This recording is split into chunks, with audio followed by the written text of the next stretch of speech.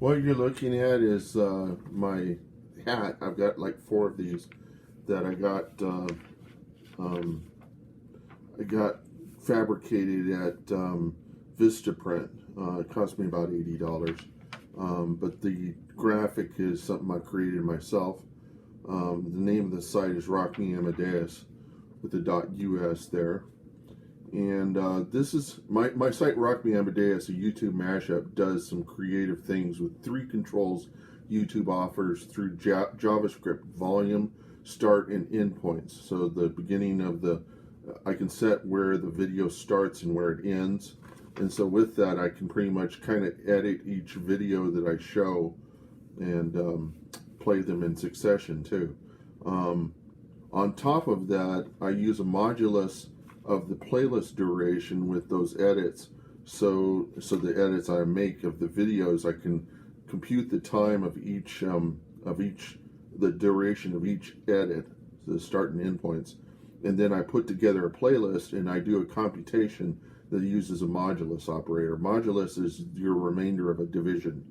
And so why a modulus? Because the modulus can only produce durations within the playlist duration. And what you're really doing is you're computing where the playhead is. And so I'm computing the playhead in so you can think of the playlist as being like one long tape. And at the end of it, it starts at the beginning. So it just keeps going around and around and around, okay? And so I use it to compute where the playhead is. So I'm going to simulate a stream of audio that's time synced because it's working according to time. So I take the modulus of that and time t, which is a Unix timestamp, the number of seconds since 1970. Everybody who develops websites, who actually writes software for websites, understands how you do this.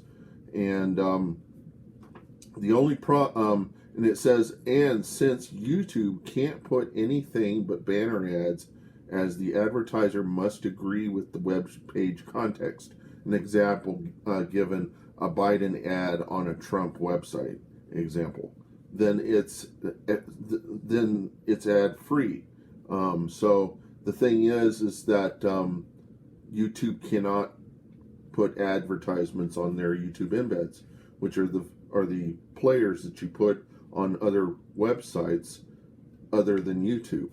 And so this is how YouTube is able to encourage people to come to the YouTube site, is by putting these players on other people's sites and then hoping that you'll hit a link inside the YouTube player and it'll take you to their site. So it's really kind of their calling card.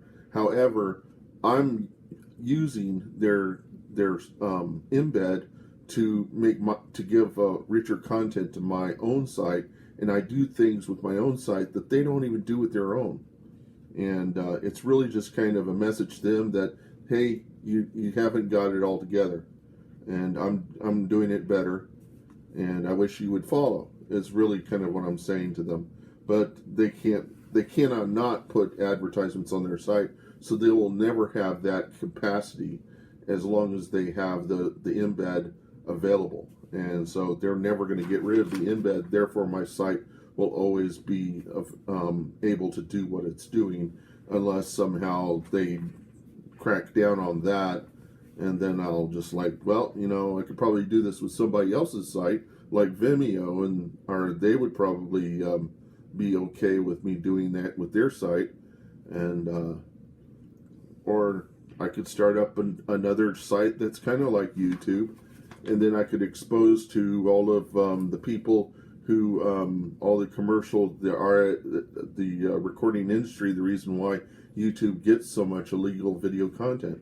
Oh, I can tell you it right now. It's because you can't make money off of banner ads unless you're a foreigner. You can't, in America, you can't make money off of YouTube banner ads. So that encourages a lot of foreigners, since they don't make as much money as Americans, they're going to start uploading lots of illegal content, and the banner ads they make money off of is pennies to us, but to them it's quite a lot of money to be able to do that, and so they always have illegal content on their site. Anyhow, the only problem I have is in detecting missing videos, as I cannot have the client informing the server of missing videos. Then hackers could remove all the videos from my playlist using even VPNs. So that if the client, the player, the embed, was to detect a missing video, then I could probably take that information to account and change the content on the server to affect that video is missing. But I would have to do that internationally, and so I'd have to collect that information from people all over the world viewing that content, and it's not quite as effective. And the other thing is that if you really were intent on removing videos from my playlist, you could go and use a VPN, which lets you come out in various places around the globe and come to my site, and I would not be able to detect it was you in all those cases. And you could remove videos systematically from all my playlists if I worked that way. Since I don't work that way, what I do is I use scripts and I check YouTube to see if the videos are internationally viewable. That way, everybody in the world can see the video content. If the content is region specific, I will actually remove it from the playlist. This isn't always the case, but as long as if I use my script to detect internationally playable content, then I'll remove the videos that can't be seen internationally.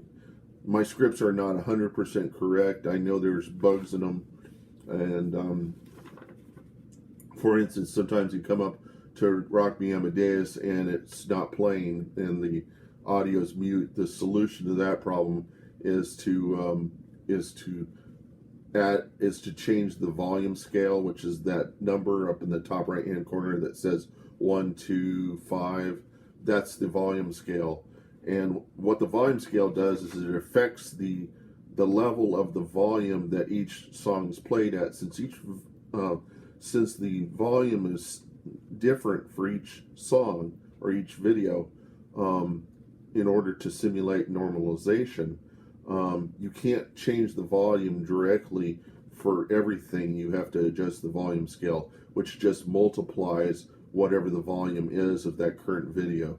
If you multiply it to 5, then it maxes all the volumes of all the videos, but you lose your normalization effect, you see. I can't adjust the actual recording itself. If I could, then I would do that. But with this, what I do is I set all the videos to a volume of 25 out of 100, saying that that's the normal volume level.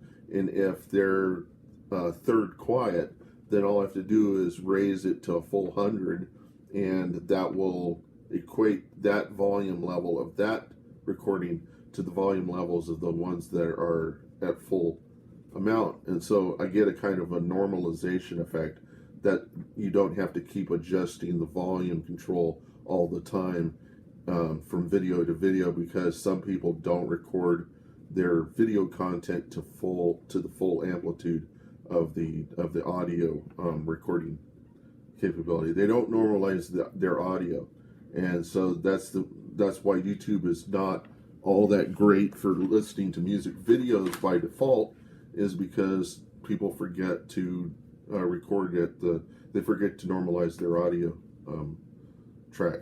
And so to fix that, I just did some creative things with the volume control. It says, why am I telling you all this? Because it's open sourced with GPL3 and source code, and the source code, though not up to date, is on GitHub. Okay, so if you really want to do the same thing, what I would suggest to somebody who knows how to program websites, just load up the player, and in the player it contains all the JavaScript necessary to make it play through a playlist, and you just replicate that stuff and make your own back-end source code. Or you could go ahead and go to the trouble of getting my source code and figuring out how to get it up and working. It's easier for me to take my site and clone it on the website where I have it than it is for me to get it from that GitHub source. But if people were interested enough in the site, then I probably would go ahead and mirror that back to the main site. And so that I created it so that, or the reason why I released it was so that artists and DJs could band together and provide MTV style playback of their work in a custom feed using available content from YouTube. My website is just a demonstration of what is possible. To see all 500 plus of my playlists, look at http://feed, as in feeding, you feed something, feed.dog. So you feed your dog. If you can remember to feed your dog, you can find my list of playlists. So